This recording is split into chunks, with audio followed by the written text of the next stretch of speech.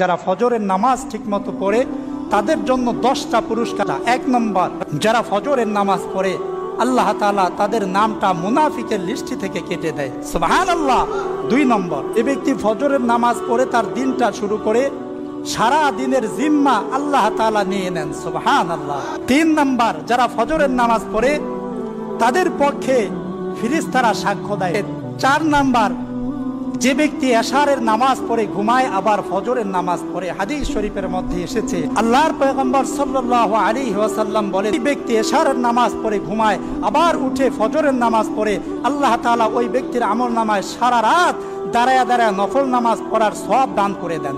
5 নম্বর, যে ব্যক্তি পায়ে হেঁটে, গাড়ি দিয়ে না, পায়ে হেঁটে মসজিদের দিকে গমন করে ফজরের নামাজ পড়ার জন্য, কিয়ামতের ময়দানে আল্লাহ তাআলা ওই ব্যক্তিকে আরশের নিচে ছায়া দান করবেন। এমনকি ওই ব্যক্তিকে আল্লাহ তাআলা এমন এক জেতি দান করবেন, এমন এক পাওয়ার দান করবেন, যেই পাওয়ারের বদৌলতে ফুলসিরাতের সেই পুল সেই মুহূর্তের মধ্যেই পার হয়ে জান্নাতের মধ্যে ঢুকে যাবে, সুবহানাল্লাহ।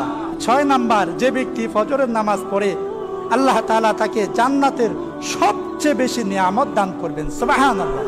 7 নম্বর, যারা ফজরের নামাজ পড়ে কিয়ামতের সেই কঠিন ময়দানে আল্লাহ তাআলা নিজেই তাদের পক্ষে সাক্ষ্য দান করবেন।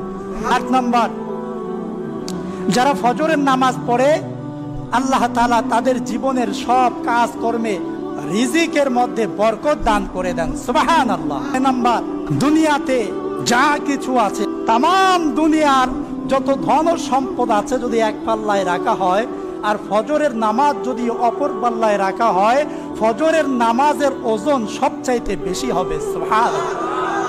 10 নম্বর, যারা ফজরের নামাজ পড়ে আল্লাহ তাআলা তাদের অন্তরে শান্তির বাতাস প্রবাহিত করে দেন।